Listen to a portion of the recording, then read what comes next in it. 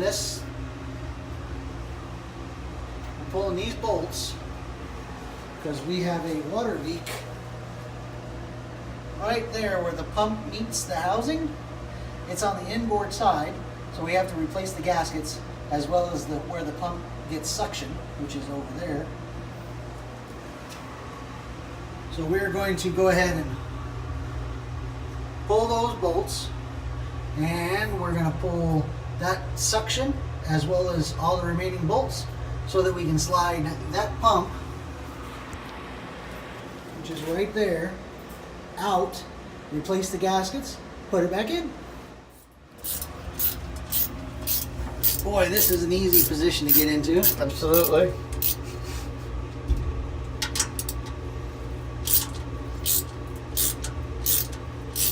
Now with that bolt in place and its matching bolt on this side, this pump should not drop out of place. Should stay right where she needs to be until we're ready to move it. Well, we would have liked to recorded the dropping of the motor, except she's pretty heavy and there's not a lot of room in there. As you can see,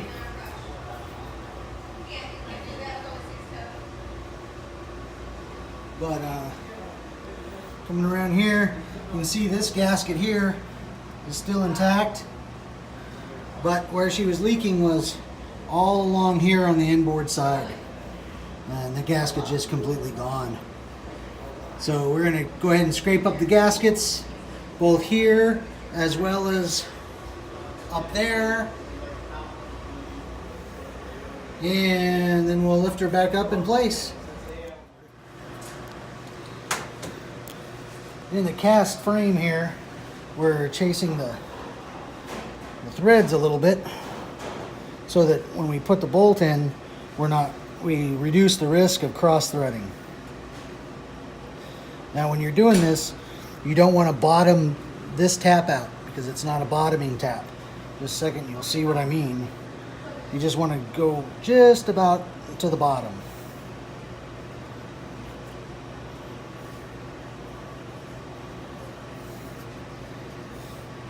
The other thing you want to do is when you're putting this in, you turn till you hit resistance and you back it up a little bit. Go till you hit resistance and back it up a little bit.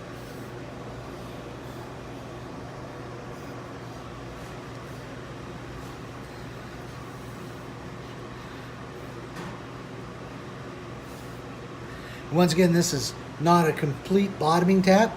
This is a secondary tap. So a bottoming tap would have threads all the way out to the end and it'd be chasing it. A starting tap would have barely any threads right there and it'd be a real steep incline from right here to right there. So this is kind of middle of the road tap. We did this so that when we're trying to fit this pump up in place, we're not having to hunt hard for the threads and they'll go in by hand instead of not by hand. It's good. Things to do is make sure you get the gasket completely off. We're removing the inlet gasket right there, and sometimes they are a pain to get off, as Dominic is experiencing right here. The other thing you need to be careful is not to jab the putty knife into you. Can you kind of demonstrate how you would accidentally, right, keep your hands out of the way of the motion. Slow and steady sometimes wins the race. Yep.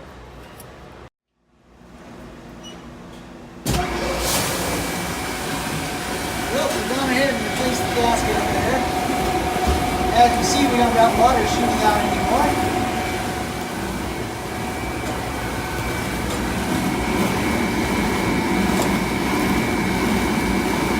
Nice and dry. We have developed a little bit of a leak right there.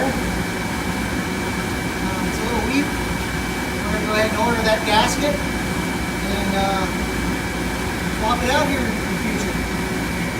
Anyway, that's it. Everybody have a great day. Enjoy yourselves. Say bye to Dom. Hello. Say bye to Mike. Thank you for watching this video, and please don't forget to subscribe.